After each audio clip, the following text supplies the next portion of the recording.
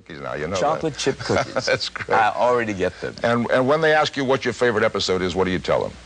Naked Time. Tell us about that. Got a chance to share an aspect of Sulu that we hadn't had to until that episode. Sulu is a swashbuckler.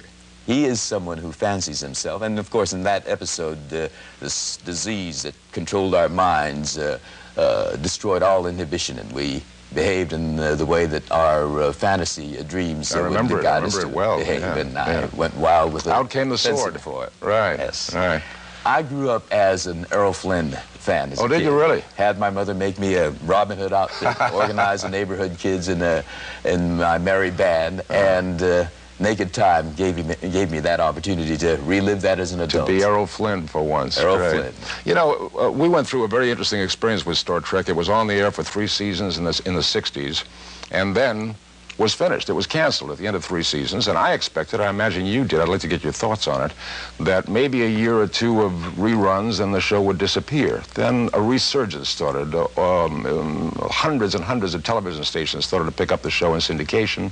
Worldwide fan organizations, 450 clubs I've heard, and 600 fan publications, 75 books. How did you feel about that? Were you surprised about the resurgence? Incredible phenomenon. Yes, it was surprising, because like you, I thought there'd be a few reruns with attendant residuals, and it would go away. Yeah. Then the convention started, a phenomenon, you know. And as a matter of fact, I just came from a convention in St. Louis. Great success. 1,800, 2,000 people from all over, not just this country, but from Australia and from Germany as well. This phenomenon, this audience reaction, I think, is one of the most gratifying things. This dedication, this loyalty, this almost fanaticism to Star Trek. But I'd like to think that it's also because they recognize the basic philosophy that we talked about. And you think that's the strength of the show, and that's what keeps it going? Here we were in a little village called Hollywood doing that, and we've been able to communicate that to this global village as well. So in that respect, it's science fiction in the 20th century, communicating to people in Australia, in Germany, in Japan, on a global basis. You're talking to them now, millions of people all over this globe. What is there you would like to say to them? Their loyalty, their dedication, their appreciation for Star Trek is what made the return of Star Trek and all these guys as possible. And I'd like to think of this world event that's happening in Los Angeles this summer, the Olympics, and our participation in it as symbolic of that. Paramount bought me a kilometer in the Olympic torch run, this eternal flame that burns in Olympia, Greece, being carried across the United States, from New York to Los Angeles by thousands of runners. And Paramount bought 5 kilometers, and we've been able to share 4 of those with Star Trek runners in Washington, in Chicago, and in Annapolis, St. Louis. That's wonderful. And then the last kilometer in Los Angeles for me. This symbolically kind of ties all of us together like that. And for that kind of loyalty and faith and support and enjoyment of Star Trek, I want to say to all these phenomenal fans, thank you. Well said, George, well said. I want to express my appreciation to you for being here, for being the fine actor that you are, the good friend that you are. I'm grateful that you came on the show to talk Star Trek with us, George. Thank you very much. Always good. See you soon. Thank you. The film, Splash. Stand by. Lights, camera, action. Starlog is the most read science fiction media magazine in the world. In keeping with today's Star Trek theme, I'd like you to meet the editor of Starlog, Howard Zimmerman. Howard is also a contributing editor of Star Trek III magazine. With us, too, is Eddie Egan, Paramount Pictures' senior publicist on Star Trek III. Eddie, how have you seen Star Trek evolve? Well, of course, Star Trek began as a television series. It was on the networks for 3 years. Not terribly successful during its initial run, but in fact, it was canceled twice, as I know you're well aware. Yes. But there was a grassroots fan movement at the end of the first year and again at the end of the second year that started a letter writing campaign, and NBC was convinced to bring it back, to ultimately no avail, and it met its untimely demise at the end of 1969. At the end of the 3rd season, right. Yeah.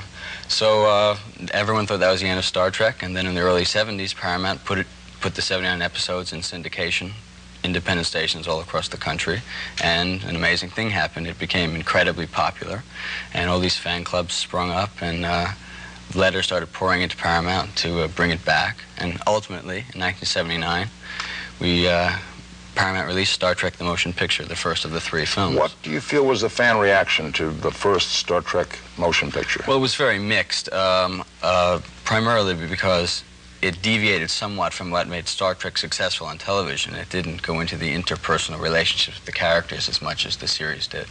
And nevertheless, it was a huge financial success, and even the people who didn't like it went to see it 3 or 4 times so they could discuss in great detail what they did not like. The moral of the story is don't make a great movie? Something like that. No, it's just that the Star Trek fans are really something. It's what George Takei said. The Star Trek phenomenon exists because of the phenomenal Star Trek fans. Sure. Howard, I have a question to ask you.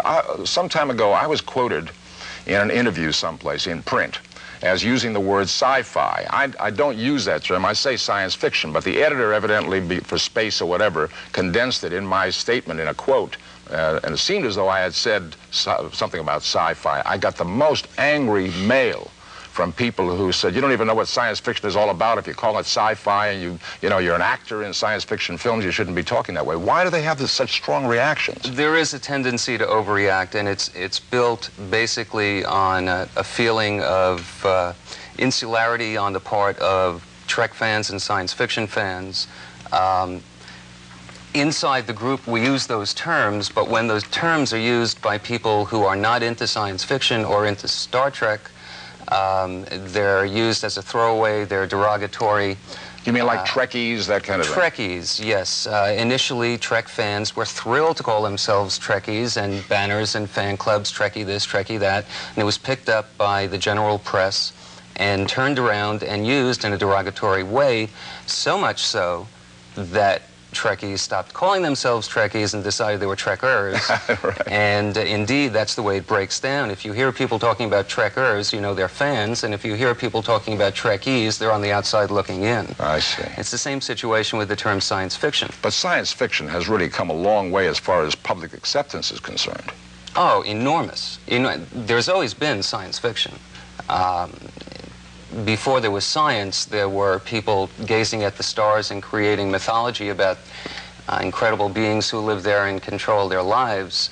The 1700s was filled with science fiction writing. The 1800s had Jules Verne and H.G. Wells. Science fiction has always been around, probably more widely accepted today, because many of those early visions have come to fruition. They're because here. We've been on the moon, for example. We have been on the moon, exactly. Right. And that certainly was an impetus in getting people involved in the Star Trek TV series all over again. That happened after the show went off the air. Right.